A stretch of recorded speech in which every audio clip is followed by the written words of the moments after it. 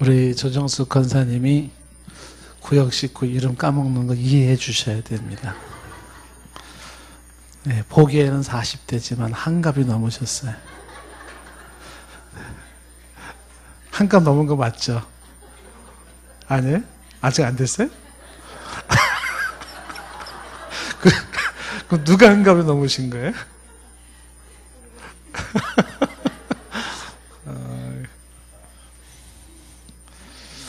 아유, 감사합니다. 이 앞에 나와서 이렇게 자꾸 틀리시는 분들이 보면 참 매력적인 것 같아요. 네, 그쵸? 우리가 지금 이제 주일신학 실론을 공부를 하고 있는데, 실론. 하나님에 대한 이론, 하나님에 대한 내용을 공부를 하고 있습니다. 그래서 오늘은 이제 성부 하나님에 대한 공부를 좀 하려고 하는데, 성부 하나님.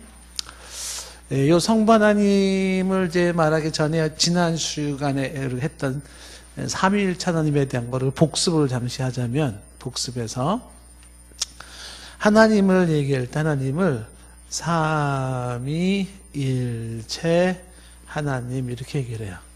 삼위일체 하나님.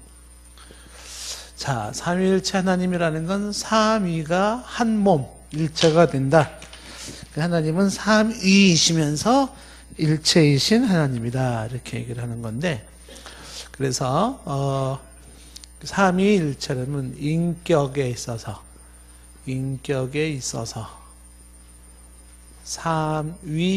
삼위이시고, 이렇게.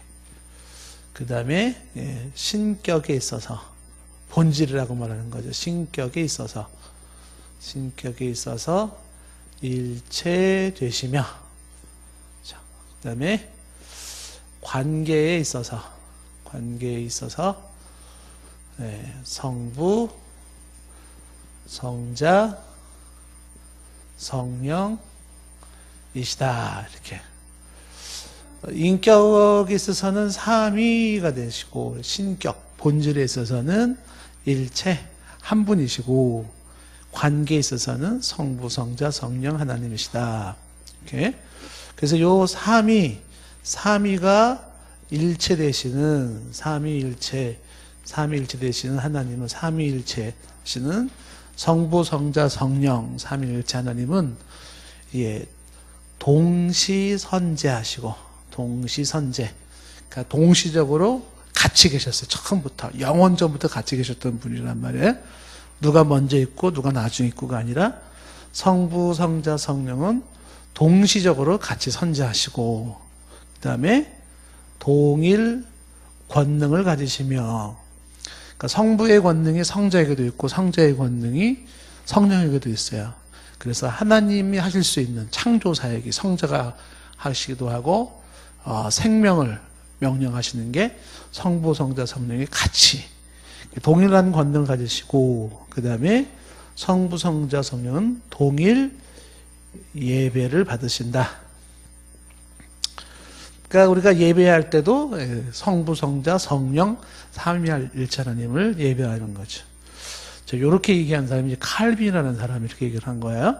그래서 삼위일체를 간단하게 얘기하면은, 인격체가 세 분이다. 인격, 삼인격.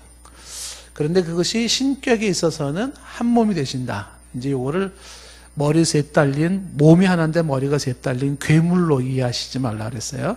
그냥 셋이 하나고 하나가 셋이라고 이해를 하라 그랬잖아요. 그래서 삼위가 한 분이시고 한 분이 삼위로 계신다. 그래서 요 관계는 성부, 성자, 성령이신데, 성부, 성자, 성령이라고 하시는 분들은 나눠지지가 않아요. 성부 따로 있고 성자 따로 있고 성령 따로 있고 나눠지지 않아요. 나눠지면 한 분이 아니에요. 나눠지면 삼신, 세 분이 되는 거죠. 근데 나눠지지 않으면서 동시에 성부, 성자, 성령은 확실하게 구별이 되어져요. 성부가 성자가 아니고, 성자가 성부나 성령이 아니고, 성령이 성부나 성자가 아니에요. 나눠지지 않으면서도 확실하게 구별되어지는, 구분되지 않으면서 구별되어지는 그 모습이 바로 삼위일체로 설명을 하는 거예요. 성경에 삼위일체라는 단어가 나온다 안 나온다? 그런 단어는 없어요. 성경책에 그런 단어도 없는데 뭘 그걸 쓰냐? 이렇게 말하면 안 되겠죠? 성경을 창세기에서부터 요한계시록까지를 쭉 보면 영광없는 한 분 하나님을 강조하시면서 성부 하나님의 모습이, 성자 하나님의 모습이, 성령 하나님의 모습이 그렇게 쫙 나타나고 있어요. 그랬을 때, 이게 하나님의 한 분이야, 세 분이야, 어떻게 이해를 해야 돼? 그래서 고민해서 가장 성경적으로 정리를 해놓은 용어가 삼위일체로 라는 용어예요. 그 용어가 성경에 나와 있는 인격의 삼위가 되시고 신격의 하나가 되시고 관계에서 성부, 성자, 성령의 이 동시선지 동일권능 동일 예배를 받으시는 분이 나눠지지 않으면서도 확실하게 구별되어지는, 그것을 표현할 수 있는 최고의 표현이 뭐냐? 요거를 지금 요 내용을 한마디로 가장 잘 표현한 게 뭐냐? 그게 삼위일체라는 말이에요. 그래서 우리가 성경에 나와 있는 하나님을 이야기할 때는 삼위일체 하나님으로 이해를 해야 됩니다. 그리고 하나님에 대한 신앙 고백을 할 때도 삼위일체 하나님의 신앙 고백을 해야 되는 것입니다. 만약에 어디서 누군가가 하나님 얘기를 막 해요. 하나님이 막 얘기를 해요. 그리고 확실하게 그 사람들이 말한 하나님이 성경에서 우리가 믿고 있는 하나님인지 아닌지를 확실하게 구분할 수 있는 방법이 뭘까요? 그 사람이 삼위일체 하나님을 제대로 얘기하고 있는지 아닌지를 보면 알아요. 삼위일체 하나님을 말하지 않고 있다면 최소한 정통 기독교와 지금까지 쭉 내려왔던 정통 기독교의 그 신앙이 아닌 거예요. 그 누가 뭐라 해도. 그래서 가장 확실한 우리의 신앙 고백은 삼위일체 하나님을 고백하는 것이다. 그러면 이 삼위일체 하나님에 대해서는 이제 우리 신약 성경에 특히 또 많이 나타났었어요. 삼위를 같이 언급한 부분들이 구약에서는 여호와의 사자의 개념으로 성자 예수님을 말한 것도 있었고요. 그러면 이제 삼위일체 하나님에 대해서 이제 이 부분이 그러면 실질적으로 우리 삶하고 어떤 연관이 있는가를 볼 때 우리의 구원의 문제를 한번 보자는 말이죠. 인간을 향한, 예를 들어서 이제 인간을 향한 구원, 이 구원의 문제가 어떻게 이루어지냐면 삼위일체 하나님에 의하여서 구원이 이루어진다. 자, 한번 성경을 먼저 찾아보고 우리 이제 성부 하나님 얘기를 하겠는데요. 에베소서 말씀을 한번 보시겠습니다. 에베소서 1장을 보시면, 에베소서 1장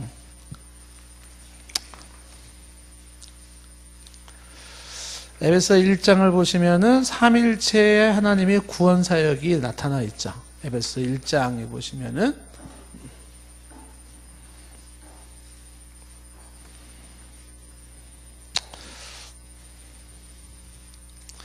에베소서 1장 찾으셨어요? 자, 거기 보시면 1장 4절 말씀에서 보시면은요. 에베소 1장 3절부터 보겠습니다. 찬송하리로다 하나님 곧 우리 주 예수 그리스도의 아버지. 하나님이라고 말하면서 예수 그리스도의 아버지라 이렇게 표현했어요. 하나님인데 예수 그리스도의 아버지이신 하나님이 계시구나, 이렇게. 그 예수 그리스도의 아버지께서, 하나님께서 그리스도 안에서 하늘에 속한 모든 신령한 복을 우리에게, 성도들에게 주셨어요. 그 아버지 하나님께서 우리에게 복을 주셨는데, 자, 4절에 보시면 창세전에는 것은 세상이 만들기 전이죠. 세상이 있기 전에 그리스도 안에서 우리를 택하셨어요. 그러니까 창세전에 누가 계셨냐면 그리스도가 계셨고, 그 창세전에, 우리가 태어나기 전에, 세상이 만들어지기도 전에, 그 전에 하나님은 우리를 아셨어요. 1900 몇 년도에 태어날 누구를 아시고 택하셨습니다, 이미. 창세전에 그리스도가 계셨고, 그리스도 안에서 우리를 택하셔서 우리로 사랑 안에서 그 앞에 거룩하고 흠이 없게 하시려고 5절에 보면 그 기쁘신 뜻대로 우리를 예정하사. 5절 다 같이 읽어봅시다. 시작.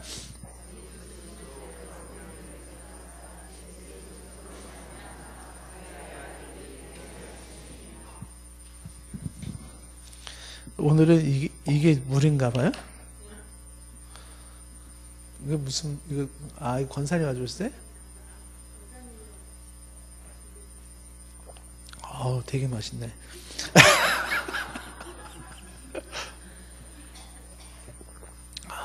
근데 이게 에어컨 히터를 안 틀었나 봐요. 추워가지고 코가 맹맹해지는데. 자, 여기 보시면 이제 일단은 이제 한 가지 질문할게 대답을 해보십시오. 하나님께서 성부 하나님 우리를 구원하시기 위해서 하신 일이 있어요. 성부 하나님이 하신 일. 그 하나님께서 우리를 선택하셨다. 언제 선택했어요? 창세 전에 선택하셨어요. 누구 안에서? 그리스도 안에서 선택하셨죠. 선택하신 방법이 뭐냐면, 선택하신 방법이 5절에 그 기쁘신 뜻대로, 그러니까 우리가 존재하기도 전에 하나님은 당신의 기쁘신 뜻대로, 하나님의 당신의 기뻐하신 뜻대로 우리를 예정하셨어요. 성부 하나님이 하신 일이에요. 그 예수 그리스도로 말미암아 자기의 아들들이 되게 하셨다. 그래서 이 창세전에 하나님이 이런 다 예정을 해놓으셨단 말이에요. 창세전에 예정하시기를 우리를 향해서 당신의 기쁘신 뜻대로 선택하시고 흠과 티가 없게 하시려고 그리스도 예수 안에서 자기 아들들을 되게 하셨어요. 그래서 4절에 이는 그가 사랑하는 신자 안에서 우리에게 거저주신 바 그의 은혜의 영광을 찬송하게 하려 하십니다. 그러니까 이제 우리를 향한 하나님의 기대가, 성부 하나님의 기대가 그리스도 안에서 선택하심으로써 우리로 하여금 거룩하고 흠이 없게 하시고 결국은 6절에 하나님의 그 은혜를 영광을 찬송하게 하려 함이라. 그러니까 우리를 통해서 찬송받기를 원하셨던 거예요. 자, 이게 성부 하나님이 하시는 일이고, 그럼 성자 하나님은 뭐 했냐? 지금 전에도 계속 나온 게 그리스도 안에서라는 말이 나왔잖아요. 그게 무슨 뜻이냐면은 이어지는 7절 말씀에 우리는 그리스도 안에서 그의 은혜 풍성함을 따라 그의 피로 말미암아 속량 곧 죄사함을 받았느니라. 그래서 성자 하나님이 우리를 선택하셨어요. 기쁘신 뜻대로. 그리고 성자 하나님이 우리를 구원하시기 위해서 하신 일이 뭐냐면 그 피를 흘리신 거예요. 그 피를 흘림으로써 속량을 하셨어요. 그래서 죄사함을 받게 하셨다라고 하는 것입니다. 그리고 이것이 이제 성령 하나님이 하신 일이 뭐냐면 쭉 넘어가서 내려가면 13절 말씀에 그 안에서 너희도 진리의 말씀 곧 너희의 구원의 복음을 듣고 그 안에서 또한 믿어 약속의 성령으로 인치심을 받았으니, 약속의 성령으로 인쳤다. 성령으로 인쳤다는 것은 뭐냐면 성령이 보증이 되어주셨다. 보증. 그게 이제 이어지는 14절에 이는 우리 기업의 보증이 되사 이렇게 되고 있죠. 이게 보증이 된다는 게 뭐냐면 책임진다 그런 뜻이에요. 책임진다. 그러니까 성부 하나님이 계획하시고 선택하신 일을 성자 하나님이 그 피로 그 계획을 성취시키시고 성자 예수님이 그 피로 성취시킨 일을 성령이 보장하셔요. 보장. 마지막까지 이 사람이 구원의 사람으로 보장을 하신다. 그게 성령의 인치심이에요. 그러니까 우리의 구원이라고 하는 것은 우리가 예를 들어서 난 작년에 예수님을 알게 됐습니다. 나는 5년 전에 예수님을 알게 됐습니다. 라고 말할지 모르지만 그러나 그런 일이 있기 이전에 창세 전부터 하나님은 우리를 아셨고 우리를 향한 하나님의 선택하심이 있었어요. 기뻐하신 선택. 그 기뻐하신 선택으로 통해서 우리를 예수 그리스도의 그 피로 속량하셔서 우리로 하여금 거룩하고 흠이 없는 사람이 되게 하시고 우리로 하나님의 그 은혜를 찬송하게 하시려는 목적을 가지고 계셨어요. 그래서 우리가 하나님의 은혜를 찬송하는데 마지막까지 영원전에 계획하셨던 것이 그리스도 안에서 완성된 것이 마지막까지 확실하게 결론이 날 수 있도록 성령은 우리 가운데 도장을 꽝 찍으시고 인쳐주시고 보증을 하셔서 확실하게 이 구원의 완성을 책임지신다는 거예요. 그러니까 우리의 구원이라고 하는 것이 어느 날 갑자기 작년, 재작년에 이렇게 일어난 그 정도 얘기가 아니에요. 영원 전부터 시작된 구원의 스토리가 우리 일상에서 일어나고 그것이 영원까지 이어져 나가는 것이죠. 그래서 우리의 구원의 역사가 성부, 성자, 성령 하나님의 사역으로 이루어지고 있다라는 것이죠. 그래서 분명하게 한 분의 하나님의 모습인데도 그것이 성부, 성자, 성령의 삼위인격체로서 구원이 이루어지더라라고 하는 것입니다.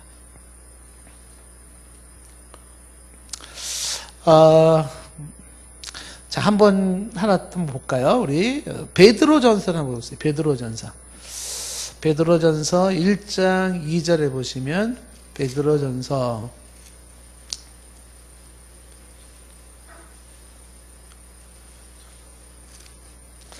베드로전서 1장 2절 보시면 보십시다. 뭐라고 되어 있나요?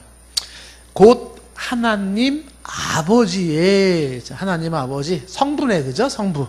하나님 아버지의 미리 하심을 따라 성령이 거룩하게 하심으로, 성령 나왔네. 성령이 거룩하게 하심으로 순종하고 예수 그리스도의 핏부림을 얻기 위하여, 예수 그리스도의 핏부림을 얻기 위해서, 예수 그리스도가 나왔어요.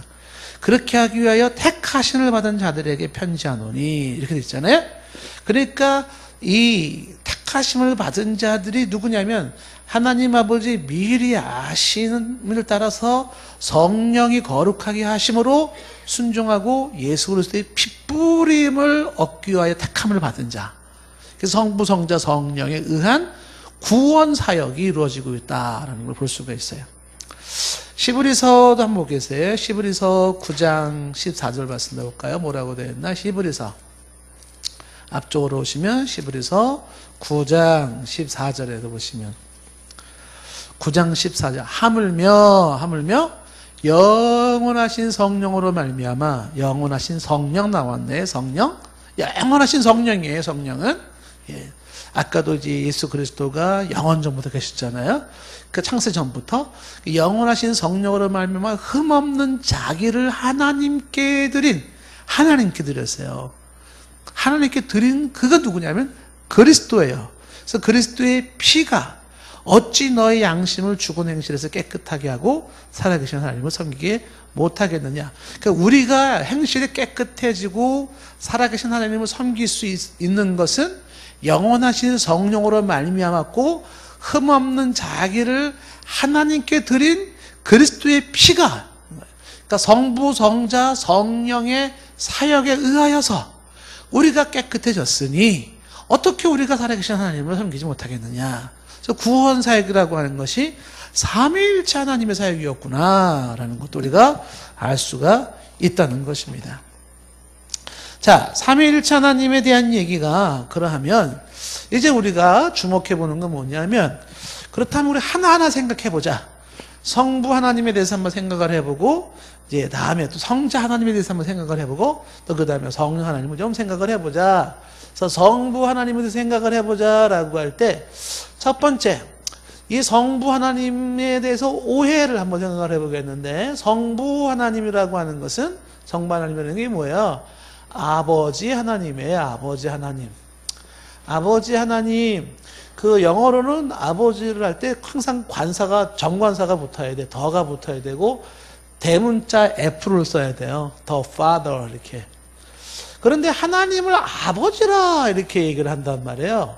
그렇죠? 왜 하나님을 아버지라고 해야 하는가? 요거를 이제 우리가 한번 좀 보자 이거죠. 오늘 하나하나 볼 때. 삼위일체 하나님을 이야기할 때 어떤 경우에 하나님을 성부, 아버지 이렇게 얘기를 했을까 하는 거죠. 그래서 이 내용을 이제 공부를 안 하시면 나타날 수 있는 오해가 뭐냐면, 첫 번째 오해가 뭐냐면, 이 성부라는 아버지라는 단어를, 이거를 뭐로 오해를 하냐면 생물학적인 아버지로 이해를 하는 경우가 있다고요. 그러니까 생물학적인 아버지라는 것은, 여러분들 아버지 계시죠? 아버지 없는 분 계신가요? 없죠? 깜짝 놀랐어요. 아버지가 안 계시면은 여러분 뭐 동정녀 찬생이십니까? 그러니까 아버지를 생물학적으로 이해한다는 것은, 이거는 지금 어디서 이렇게 생각을 하냐면, 이게 대표적인 게 이슬람교예요. 그 이슬람교에서는 기독교를 굉장히 싫어해요. 왜 싫어하냐면, 여기 때문에 이제 여러 싫어하는 이유 중에 하나가, 야, 어떻게 기독교에서는 하나님을 아버지라 그러냐. 그 아버지라는 말이 생물학적인 이해로 이해되니까 이게 무슨 뜻이겠어요? 이 아버지라는 호칭을 쓰는 그 순간부터 이 하나님이라는 분은 아내가 있을 것이고 자식이 있을 것이다. 그래서 하나님을 아버지로 믿고 있는 기독교인들은 마리아를 부인으로 두고, 그래서 결혼식하고 신혼을 해서, 그래서 예수라는 아들을 낳았다고 말하는 이 기독교를 신성 모독이라고 생각하는 거죠. 우리가 하나님을 아버지라고 얘기할 때 하나님이 마리아랑 결혼해가지고 예수를 낳은 게 아니에요. 그렇게 생물학적으로 이해하면 안 돼요. 근데 그렇게 이해를 하고 있는 게 이슬람교예요, 이슬람교. 그래서 이슬람은 기독교가 지금 아주 못돼 먹었다는 거죠. 그 알라 하나님을 기독교는 아버지라고 칭을 하면서 하나님을, 신을 모독했다. 어떻게 신이 아버지가 될 수 있는가? 어떻게 신이 자식을 낳을 수가 있고 어떻게 신이 결혼을 할 수 있단 말인가? 이렇게 이해하는 것은 오해다, 오해. 기독교는 하나님을 아버지라고 얘기할 때 생물학적인 그런 부부관계의 개념에서 나타나는 아버지에게, 우리의 육신의 아버지 같은 그런 개념의 아버지가 아닌 거예요. 그게 오해라는 것이죠. 두 번째는 하나님을 아버지 그러니까 이제 어디서 하는 게 나와요? 하나님이 어떻게 아버지만 되시냐? 그래서 어머니 하나님을 강조하는 거죠. 어머니 하나님. 그 성경에 보면은 하나님을 어머니로 묘사한 데가 있어요. 어머니로 모성적으로 묘사한 데가 있다고요. 근데 거기서 착각하지 말아야 되는 것은, 거기서 강조하는 것은 뭐냐면 하나님의 그 세심하고도 자비로우신 그 사랑을 설명하기 위하여서 예를 드는 게 어머니와 같이 라는 표현을 쓰는 것에 불과한 것이지 하나님이 어머니 하나님으로 나와 있지는 않다라고 하는 것이. 이제 우리가 뒤에 보겠지만은 성경에는 하나님을 얘기할 때는 아버지로서의 하나님을 말하고 있지, 몇몇 구절, 되지도 않는 몇몇 구절 가지고서 하나님을 어머니라 이렇게 설명하는 것은 옳지 않은 것이다. 그 어머니의 개념은 그것은 하나님의 자애로우시고 또 하나님의 그 세심한 사랑을 설명하기 위한 예에 불과한 것이지 하나님을 어머니라 부르지 않는다. 그렇죠? 혹은 또 어머니, 또 mother of God, 그래서 하나님의 어머니라고 천주교에서 얘기를 하고 있는데 그건 마리아를 말하는 것으로서 그것도 우리는 옳지는 않고요. 그런가 하면 또 하나 오해 중에 하나가 뭐냐면 진정한 하나님은 성부 하나님뿐이다. 성부 하나님만이 참신이다. 이렇게. 그래서 성부 하나님만이 참신이라고 강조하면서 여기서는 성자 하나님과 성령 하나님을 거부해요. 이런 입장도 있어요. 이게 바로 아리우스라고 하는 사람들이 초기에 나타난 이단회였었어요. 그 성자 하나님이 될 수 없고 성령 하나님이 될 수가 없다. 오직 성부 하나님만이 참 하나님이다라고 얘기하는 건데, 이런 식으로 이야기하는 것은 지금 다 오해다라고 하는 것입니다. 그러면 자, 한번 본론으로 들어가서, 그러면 성부 하나님을 이야기할 때 먼저 우리가 생각해 볼 수 있는 것이 있어요. 뭐냐면 하나님 아버지의 명칭은 어떤 경우에 하나님을 아버지라고 썼는가, 이런 거는 성경을 통시적으로 보고서 설명을 해야 되는 거죠. 그래서 성부 하나님 혹은 아버지 하나님이라고 하는 그 명칭, 성부 하나님의 명칭은 어떤 경우에 성부 하나님 명칭이 쓰여졌는지 한번 성경을 가지고 한번 이렇게 정리를 해보자라고 하는 거예요. 근데 몇 가지의 특징이 있어요. 첫째는 어떤 경우에 성부 하나님, 아버지 하나님을 말하냐면 하나님을 창조주와 창조주 혹은 창조자, 같은 말이죠. 창조주, 창조자를 말할 때 쓰는 게 뭐냐면 아버지라는 단어를 써요. 아버지. 그래서 창조주 하나님을 이야기할 때 나오는 것이 바로 성부 하나님이더라라는 것이죠. 어디 그런 게 성경에 어디 있나요? 고린도전서 8장 8절 말씀에, 고린도전서 8장 6절 말씀에, 8장 6절에 그러나 우리에게는 한 하나님 곧 아버지가 계시니 이렇게 됐잖아요. 그러니까 하나님을 분명하게 아버지라고 얘기를 하고 있어요. 하나님, 한 분, 한 하나님 곧 아버지 계시다 해서 하나님의 아버지를 말하면서 계시는데 만물이 그에게서 났고라고 되어 있어요. 그러니까 이 만물이 그분으로부터 주어졌다라고 하는 것을 이야기할 때 한 하나님 아버지를 얘기를 하는 거예요. 그래서 모든 창조물의 근원을 이야기하는 거예요. 모든 창조물의 근원을 얘기할 때 쓸 수 있는 용어가 아버지라는 표현으로서 하나님을 묘사를 하고 있다라고 하는 것인데, 그게 지금 고린도전서 8장 6절에 한 하나님의 아버지가 계신데 만물이 그에게서 났다라고 되어 있습니다. 자, 그 다음에 에베소서 3장 14절과 15절에 보시면, 에베소서 3장 14절 15절에 보시면, 그러므로 내가 하늘과 땅에 있는 각 족속에게, 하늘과 땅에 있는 각 족속에게, 그 다음에 이어지는 15절 말씀에 이름을 주신 아버지 앞에 무릎을 꿇히노니, 그러니까 하늘에 있는 족속에게, 땅에 있는 족속에게, 이게 뭐예요? 하늘에 있는 천상의 존재나 땅에 있는 물질적인 존재나 비조세계에 있는 모든 족속들에게 이름을 주시는 아버지라고 해서 하늘과 땅의 모든 것에 궁극적인 이름을 주시는 분이 아버지. 그래서 이것은 성부 하나님을 가리키고 있는 것이다 라고 하는 것입니다. 히브리서 12장 9절에 보시면, 히브리서 12장 9절에 또 우리 육신의 아버지가 우리를 징계하잖아요. 육신의 아버지가 있죠.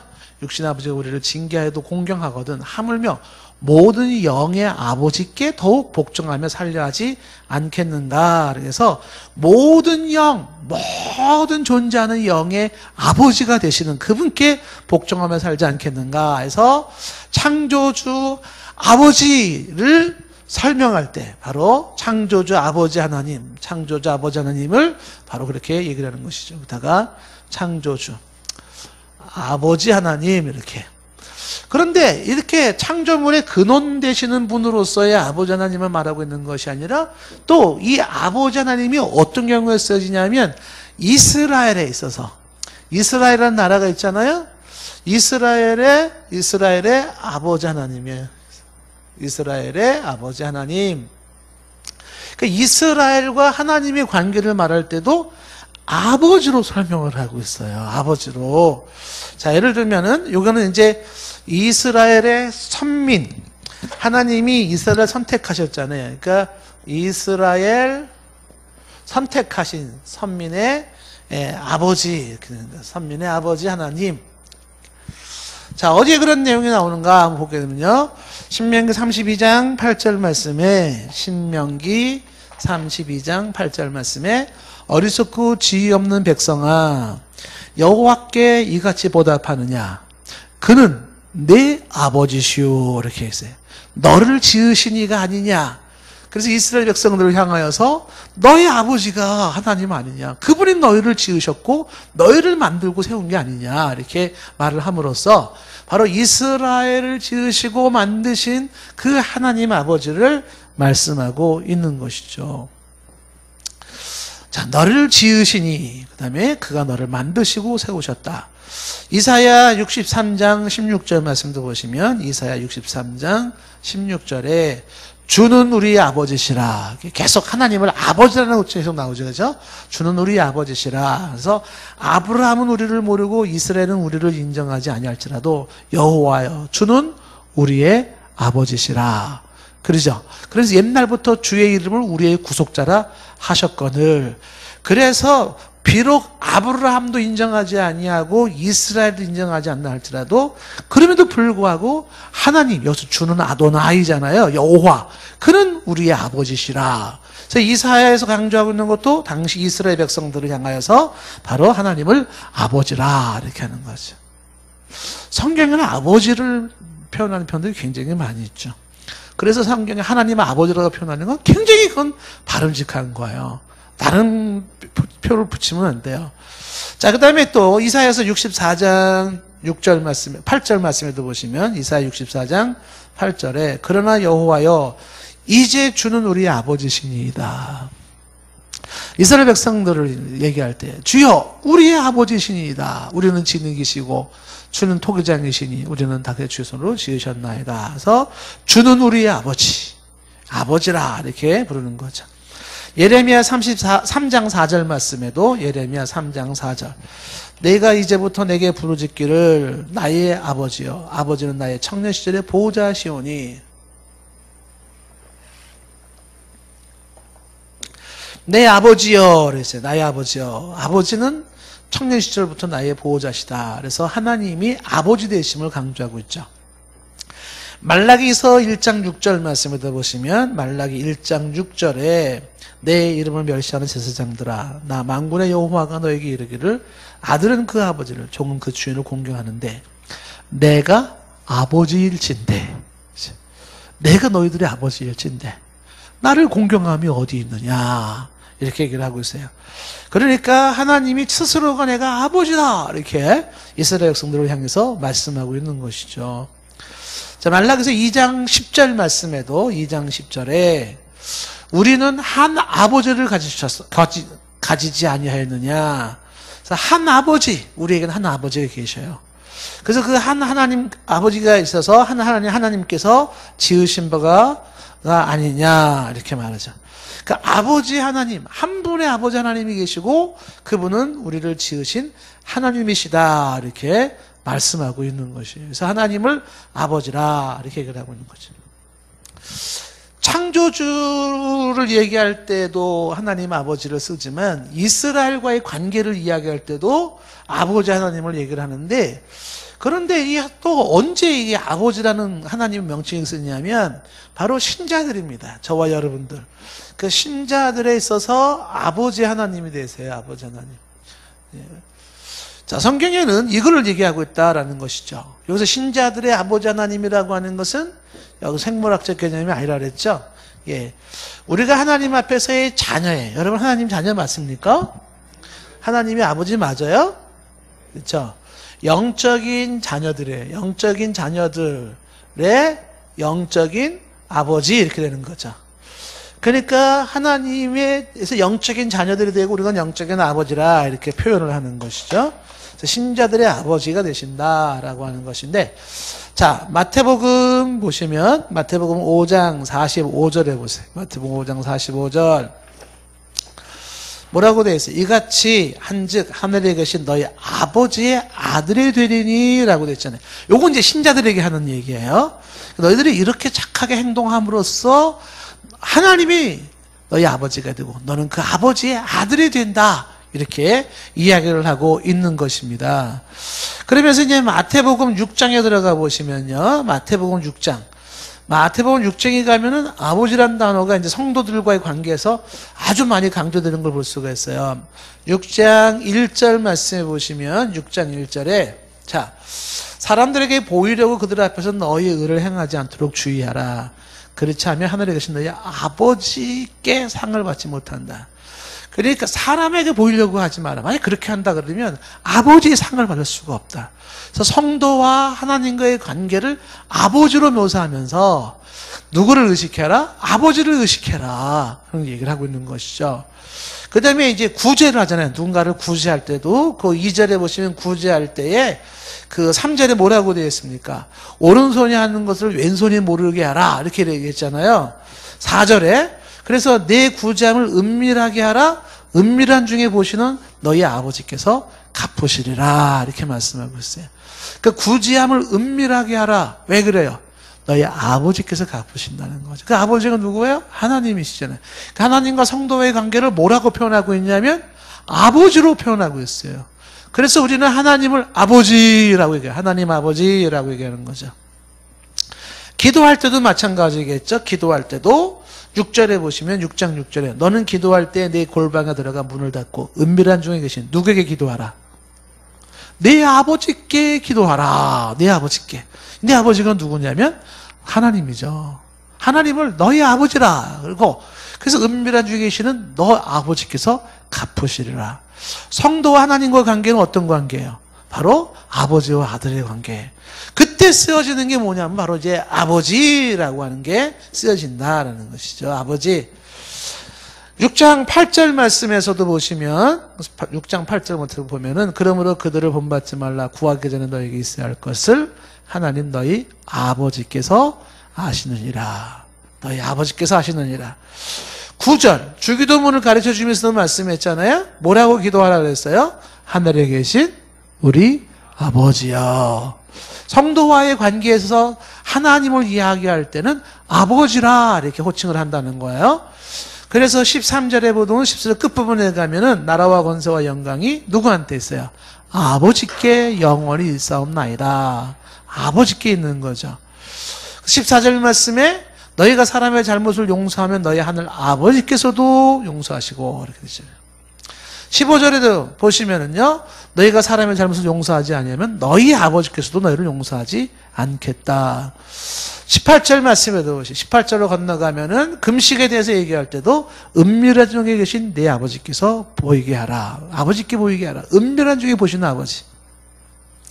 그러니까 6장에서도 계속 강조하는 그런 내용이잖아요. 26절도 보면 7장 6장 26절에 보시면 공중의 새를 보라. 심지도 않고 거두지도 않고 창고에 모아들이지도 아니하되 너희 하늘 아버지께서 기르시나니 이렇게 되죠. 그래서 하나님 아버지께서 기르신다라고 말씀하고 있어요. 그래서 성도와의 관계를 이야기할 때, 신자들과 관계를 이야기할 때 아버지 하나님입니다. 왜 성부 하나님이란 말이 왜 나왔는가? 왜 나왔는가? 성경을 보면은 창조주 하나님을 이야기할 때도 아버지 하나님으로 얘기하고, 이스라엘의 관계를 말할 때도 그런 하나님을 아버지 하나님이라고 말하고 있고, 신자들과의 관계에서 말할 때도 아버지 하나님으로 말씀하고 있더라라고 하는 것입니다. 오늘 우리가 읽었던 로마서 말씀에, 로마서 8장 14절 말씀에, 자, 우리는 하나님의 영으로 인도함을 받은 사람으로서 곧 하나님의 아들이라 그러죠. 우리는 하나님의 아들이에요. 그래서 15절에 이제는 종의 영을 받지 아니했죠. 양자의 영을 받았기 때문에 우리가 아빠, 아버지라 부르짖느니라 그랬어요. 자, 우리의 아빠, 아버지 되시는 하나님을 말씀하고 있는 것이죠. 요한일서 1장 3절 말씀에도 보시면은요, 요한일서 1장 3절 말씀, 우리가 보고 들은 바를 너희에게도 전함은 너희로 우리와 사귐이 있게 하려 함이니 우리의 사귐은 아버지와 그의 아들 예수 그리스도와 더불어 누림이라. 그래서 우리의 사귐은 아버지와 그의 아들 예수 그리스도와 더불어 누린다. 자, 성도와의 관계에 있어서 얘기할 때 하나님을 아버지라 이렇게 호칭을 하는 거예요.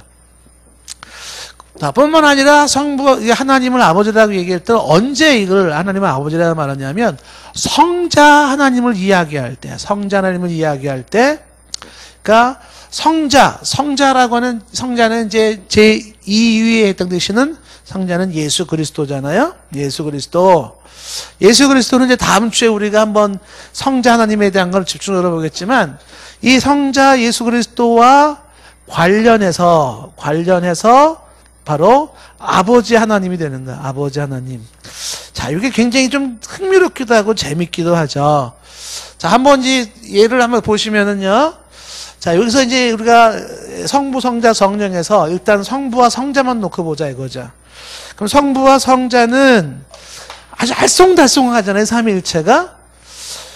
분명히 나눠지진 않아요. 한 분이에요, 한 분. 그래서 일체가 되셔요. 근데 분명히 성부는 성부고 성자는 성자예요. 성부는 성부고 성자는 성자예요. 그래서 구별이 되어지는 거죠. 그러면 한 분이신 그분이 구별되어지는 두 인격체로 설명할 때 어떻게 표현을 해야 될까요? 한 분이신데 그 한 분이 두 분의 인격체로 설명할 때 어떻게 표현할 수 있을까? 그 표현이 가장 좋은 표현 방법이 뭐냐면 아버지와 아들이라고 하는 표현이에요. 그 아버지와 아들이라는 표현이 하나이면서도 둘이고 둘이면서 하나라는 표현을 설명하기에 가장 적절한 게 바로 이 모습이었다. 자, 그래서 이제 이런 배경을 가지고 이제 요한복음을 한번 보시면은요, 요한복음 내용이 이제 우리가 조금 이해가 되는 것이죠. 자, 요한복음 1장 먼저 14절에 보시면, 요한복음 1장 14절 보시면, 말씀이 육신이 되어 우리 가운데 거하셨어요. 말씀이, 로고스가. 근데 우리가 그 영광을 보는데 그 로고스가 아버지의 독생자의 영광이에요. 그러니까 지금 예수 그리스도가 이 땅에 출생할 때 말씀이 육신됐다고 말하는데, 그 예수 그리스도와 하나님과의 관계를 말할 때 뭐라고 말하냐면 아버지와 독생자 이렇게. 그래서 이제는 성경에서는 왜 하나님을 아버지라고 말하냐면 예수 그리스도와 관련한 제1위에 해당되시는 하나님. 그래서 같지만 다른 그 모습을 표현하기 위해서 이제 이 성자 하나님을 설명하기 위한, 치면서도 다른 성자 하나님을 설명하기 위해서는 아버지 하나님이라는 호칭이 필요했다라고 하는 것이죠. 18절 말씀해 보시면 요한복음 1장 18절에 본래 하나님을 본 사람이 없으되 아버지 품속에 있는 독생하신 하나님. 여러분 이 말이 이해가 되나요? 아버지의 품속에 있는 독생하신 하나님이. 그러니까 아버지 품에 하나님이 또 있어요. 근데 그 하나님을 독생하신 하나님이라는 거예요. 어떻게 설명해야 될까요? 삼위일체로 설명하지 않고는 달리 설명하는 방법이 없어요. 제가 예전에 여호와의 증인이라는 좀 얘기를 할 때 아주 똑똑한 여호와의 증인이랑 얘기를 하는데 도대체 왜 삼위일체 하나님을 말하냐? 아까 얘기했잖아요. 성자와 성령은 하나님이 아니라고 아리우스 주장했었잖아요. 그 여호와 증인이라고 하는 그 종파는 이미 초대교회 때 아리우스의 주장을 그들은 하고 있어요. 그래서 그분은 이제 그게 아리우스 주장으로 이미 역사 속에서 그게 이단위로 판정됐다는 걸 몰라요, 그분들은. 예. 그분이 얘기를 하는 거죠. 도대체 왜 예수님을 하나님이라 그러냐? 예수님은 하나님이 아니라는 거죠. 예수님은 그냥 한개 일개 피조물의 인간으로서 세례받을 때 신성을 부여받았고 죽을 때 신성에 떠나간 인간에 불과한 것이지 하나님과 하나는 아니다. 이게 아리우스 주장이 되는데 여호와 증인이 그렇게 주장을 해요. 그래서 제가 이걸 읽었어요. 요한복음 1장을 펴봐라. 요한복음 1장을 읽으면서 1장 14절 말씀에 말씀이 육신이 되셨다는 얘기를 말하면서 그 아버지의 독생자 영광이라고 얘기했고 18절에 딱 들어와서 이게 뭐야? 본래 하나님을 본 사람이 없는데 아버지 품속에 있는 독생하신 하나님. 독생하신 하나님. 독생하신 하나님이 뭐예요? 이게 지금 예수님의 출생을 말하는 거거든요. 그 예수님이 하나님이에요. 독생자 하나님이에요. 근데 그게 아버지 안에 있다는 거예요. 그래서 아버지이면서 아들이면서 그러면서도 같이 계셨던 이게 바로 설명하고 있을 때 이제 그 여호와의 증인에 속한 사람이 가만히 있다가 그건 그렇고 또 딴 거 얘기해 봅시다 그러더라고요. 그 성경에서도 분명히 아버지 품속에 독생하신 그 성자 예수님과 관련해서 아버지 하나님이라는 조가 나오는 거죠. 자, 요한복음 5장으로 가보시면은요, 요한복음 5장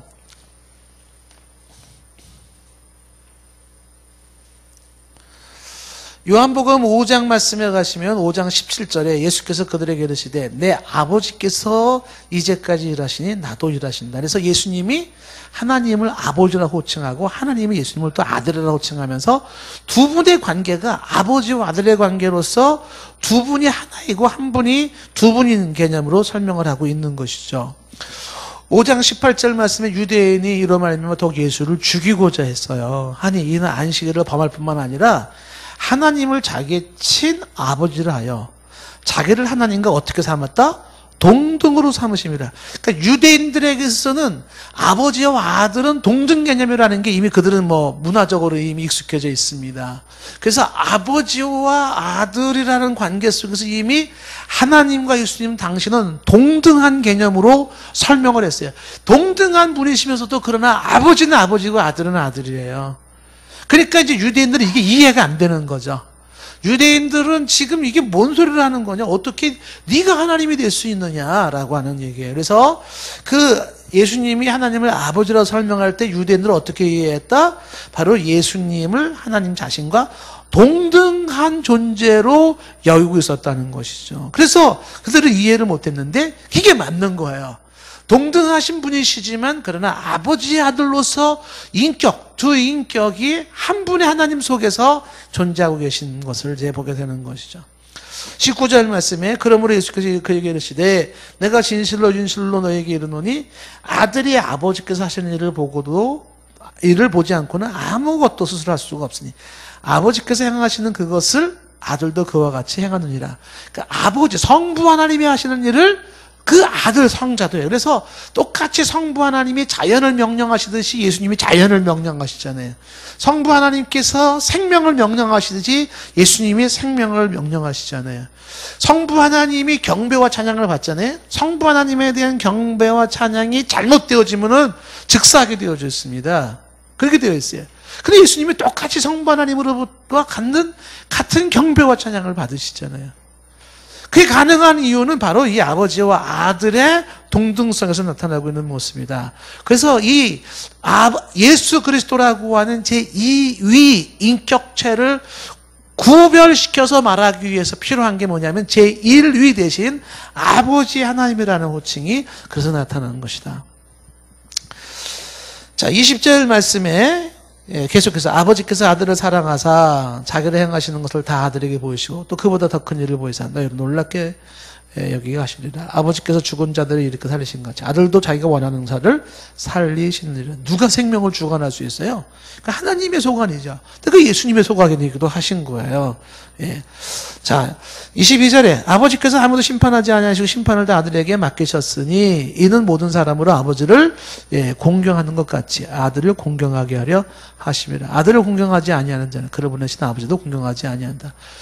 그래서 이제 24절, 25, 26, 27절까지 쭉 내려오는 것이 뭐냐면 바로 하나님을 아버지라고 설명하시면서 성자 예수 그리스도의 관계성을 설명을 하고 있죠. 성자와 성부와의 하나님의 관계성을 설명할 때 그때 이제 아버지, 아들 이렇게 설명하고 있다라는 것입니다. 요한복음 8장 54절 한번 가보실까요? 예수께서 대답하시되 내가 내게 영광을 돌리면 내 영광이 아무것도 아니거니와 내게 영광을 돌리신 이는 내 아버지시니 너희가 너희 하나님이라 칭하는 그이시라. 그래서 내게 영광을 돌리시는 내 아버지라는 얘기를 하고 있죠. 그래서 요한복음 14장 12절에도 가면은 내가 진실로 너에게 말한다 그러면서 내가 아버지께로 간다. 예수님은 꼭 하나님을 아버지라 이렇게 부르고 있고 또 13절 말씀에서도 내 이름으로 무엇을 구하든지 내가 행하는데 이는 아버지로 하여금 아들로 말미암아 영광을 받게 하려 하시며 그래서 아버지와 아들의 관계를 설명할 때 이렇게 설명을 했다라고 하는 것이에요. 자, 그런데 이런 것들을 얘기할 때 성부 하나님을 얘기할 때 여기에 이제 성부 아버지 하나님을 얘기할 때 특징이 있어요. 특징이. 어떤 특징을 가지고 있냐면 이거는 성자를 영원 발생시키신 분. 성자 영원 발생. 그러니까 성부 하나님을 이야기할 때는 성자를 영원토록 발생한다라는 표현을 쓸 때 이 성부 하나님을 이야기하고 있는 것이에요. 근데 이 성자의 영원 발생이라는 이 표현은요, 굉장히 신학적으로 중요한 내용인데, 이게 이제 다음 시간에 우리가 성자 하나님 얘기할 때 설명을 하겠지만은, 그 성부 하나님이 성자 예수님을 낳은 게 아니에요. 마치 아기를 낳듯이 낳는 게 아니라 발출이라는 표현을 쓰는데 그 발출은 영원 전부터 그 성부 하나님으로부터 성자 예수님이 발출되셔요. 거기 다음 주에 좀 설명하겠지만 그런 의미에서 성부 하나님은 성자를 영원 발출시키시는 분으로서 성부 하나님의 특성을 갖는다라고 하는 것입니다. 거기 이제 우리말 성경으로는 표현할 때 이제 낳았다라는 표현을 썼는데 이게 낳았다라는 표현이 우리가 생각하는 이렇게 여인이 아이를 낳았다라는 그 단어가 아니에요. 그 다음 주에 제가 한번 설명을 하겠지만은 그래서 성자 발성에 대한 내용으로서 예를 들면 시편 찾지는 마시고 2편 7절 말씀에 너는 내 아들이라 오늘 내가 너를 낳았다라고 할 때 거기서 낳았다는 게 영원 발출을 말하는 것이고 사도행전 13장 33절에서도 곧 하나님이 예수를 일으키사라고 할 때 그것이 일으키사라고 하는 것이 하나님이 예수를 일으키셨어요. 그 영원 발출을 얘기하는 것이고요. 그 다음에 히브리서 1장 1절 그 다음에 3절까지 말씀 보시면은요, 특히 히브리서 1장 2절 말씀 보시면 이 마지막 날 마지막에 아들을 통하여 우리에게 말씀하셨으니 이 아들을 만유 상속자로 세우시고 그런 말미암아 모든 세계를 지으셨다. 그러니까 아들을 통하여 우리에게 말씀하시고 아들을 만유의 상속자로 삼으시고 그런 말미암아 그 아들을 통하여 세계를 지으신 그 성부 하나님을 말씀하고 있는 것이죠. 그러면서 이제 히브리서 1장 5절로 쭉 이어지는 말씀이 뭐냐면 5절에 하나님께서 어느 때에 천사 중 누구에게 너는 내 아들이라 천사 중에 누구한테? 너는 내 아들이라. 오늘 내가 너를 낳았다 했으며 또다시 나는 그의 아버지가 되고 그는 내게 아들이 되리라 하였느냐. 이건 예수님에게만 해당되는 말이에요. 그러니까 예수님에게만 해당되는 말이 내가 너를 낳았고 내가 너의 아버지라. 이렇게 얘기함으로써 그 낳았다는 게 바로 성자의 영원 발생하신 분, 발출하신 분으로서의 성부 하나님의 특징을 갖는다라고 하는 것입니다. 좀 어려울 수가 있지만 성자는 성부로부터 발출되셔요. 그리고 성령은 성부와 성자로부터 발출되시는 분이신데, 그런데 유독 성부 하나님을 이야기할 때는 뭐냐면 성부 하나님은 그 누구로부터도 성부 하나님은 발출이 없어요. 발출. 그러니까 성부 하나님으로부터 발출되신 예수 그리스도이고 성부와 성자로부터 성령이 보내심을 받지만, 그러나 성부 하나님이라고 할 때는 그 누구로부터도 성부 하나님은 발출이 없다. 발출 혹은 탄생, 발생이 없다.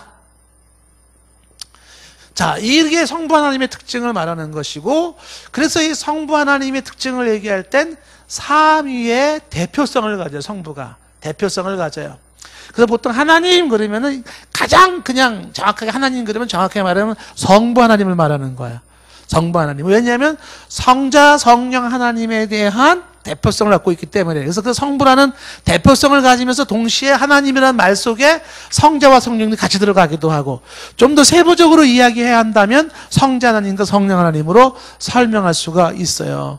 그래서 이 삼위일체 하나님이 아까 얘기한 구원사역에서 본 것처럼 각각의 그 관계와 기능에 있어서의 역할의 차이가 있는데, 성부 하나님은 계획하시고 작정하시는 일, 최초의 계획을 얘기할 때 성부 하나님의 모습, 구원 사업을 계획하시고 구원 사역을 계획하신 하나님께서 창세전에 우리를 기쁘신 뜻에서 우리를 예정하시려는 계획하신 하나님이 그 계획을 성취하시는 분이 성자 하나님이시고, 그것을 적용시키시고 끝까지 인치시는 분이 성령 하나님이시잖아요.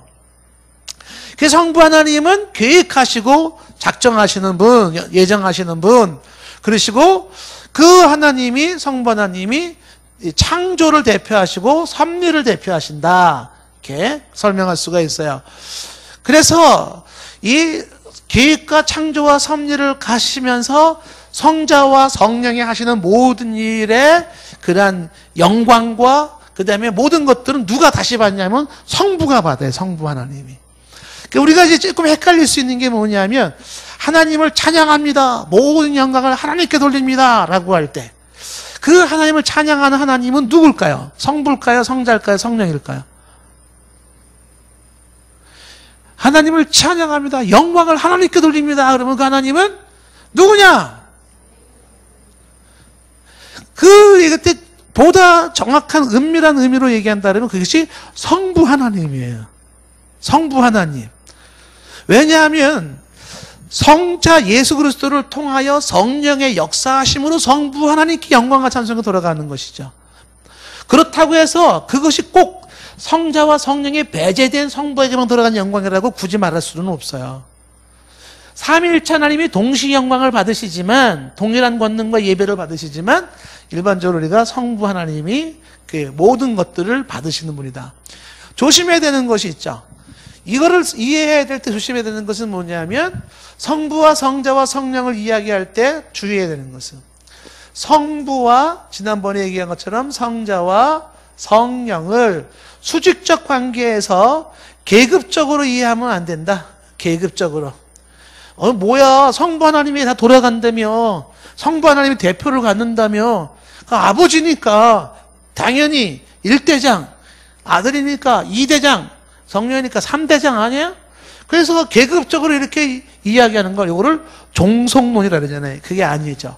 여기서 성부 하나님이 영원전에 계획하시고 작정하시고 삼일체의 대표성을 가지시고 영광을 받으신다 할지라도 그것은 성자와 성령의 우월성으로 나타나는 게 아니에요. 그 뭘까요? 역할의 차이이고 질서의 차이에 불과한 것이에요. 역할의 차이, 질서의 차이.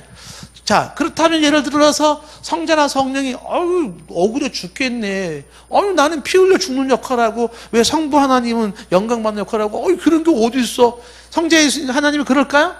그러지 않지요. 그 삼위일체 하나님의 그 기가 막힌 질서, 그 질서를 우리가 보는 거죠.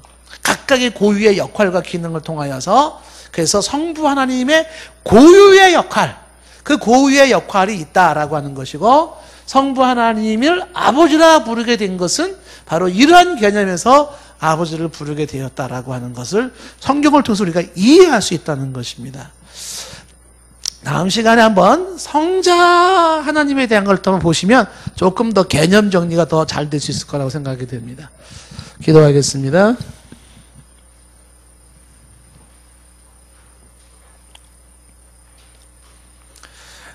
하늘에 계신 우리의 아버지시여, 아버지 하나님께서 우리를 창조하시고 아버지 하나님께서 우리에게 생명을 주시고 아버지 하나님께서 우리의 영적 아버지가 되어주셔서 존재케 하시고 책임지시고 보호하시고 끝까지 함께 하시는 아버지가 되심을 감사드립니다.